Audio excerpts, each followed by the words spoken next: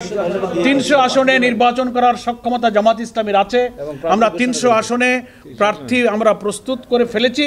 প্রাথমিক বাছাই প্রক্রিয়া চলছে, অফিসিয়ালি সেন্ট্রাল ডিক্লারেশন হয়নি, তবে লোকালি বিভিন্ন জায়গায় বাছাই প্রক্রিয়া হচ্ছে, সে খবরগুলো গণমাধ্যমে আসছে, আপনারা এটা দেখতে পাচ্ছেন। এবং এটা আজকের সঙ্গে প্রাসঙ্গিক নয়।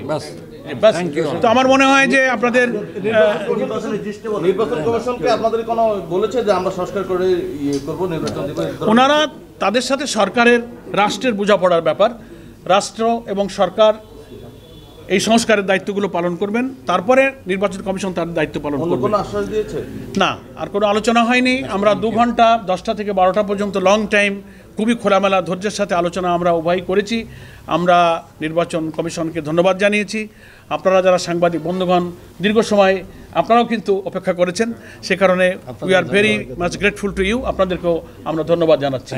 এবং আমরা কেবল নির্বাচন কমিশনের সাথে সম্পর্ক সংযোগ দায়িত্ব নেওয়ার পরে প্রথম আলোচনা শুরু হলো, একটা কন্টিনিউয়াস প্রসেস, এটা এখন চলবে। আমাদের সঙ্গে যারা আছেন নির্বাচন কমিশনের সঙ্গে সংগঠন থেকে দায়িত্বপ্রাপ্ত নেতৃবৃন্দ তারা এটা যোগাযোগ অব্যাহত রাখবে ইনশাআল্লাহ।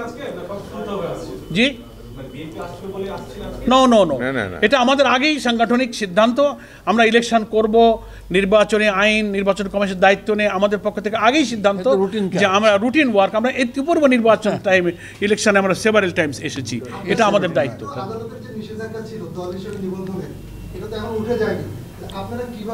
না, এই জবাব আমরা দিয়েছি। আমরা আমাদের এটা আদালতে আমাদের শুনানি চলছে, আমরা ইনশাআল্লাহ আদালতে সুবিচার পাবো, আমরা সেটা আশা করছি।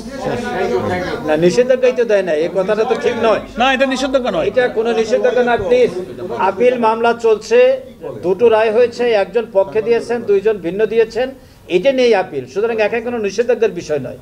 এই মামলা নিষ্পত্তি হবে আপিল বিভাগে, আপিল শুনানির মাধ্যমে। থ্যাংক ইউ, ধন্যবাদ সবাইকে। নিবন্ধন প্রয়োজনই নাই, দল হইলেই সেই ইলেকশন আগে ছিল না। বিফোর 2008 আমরা কি করেছি, আমরা ইলেকশন, আমাদের তখন নিবন্ধন আইন ছিল না। আমরা তখন বড় বড় দল বিএনপি, আওয়ামী লীগ, জামাত, আমরা ইলেকশন করি। আমরা 91-এ করেছি, 79-এ করেছি, 86, 88 বহু ইলেকশন আছে, তখন তো রেজিস্ট্রেশন আইন ছিল না। এগুলো করে মানে রাজনৈতিকভাবে দল করার, রাজনীতি করার অধিকারকে কিন্তু বিঘ্ন ঘটানো হয়েছে। এই জন্য আমাদের কনস্টিটিউশনের সাথে এই আইনটা কন্ট্রাডিক্টরি। গণতন্ত্র চেতনার প্রতীক আমাদের আছে, দাঁড়িপাল্লা, আমরা সুবিচার পাবো, সেই আইনেই এটা ফয়সালা হবে ইনশাআল্লাহ। ওকে, থ্যাংক ইউ। সাফিসিয়েন্ট কথা হয়ে গেছে, আর প্রশ্ন প্রয়োজন এখানে শেষ করা হয়েছে। ধন্যবাদ সবাইকে। সবাইকে দিতে হবে।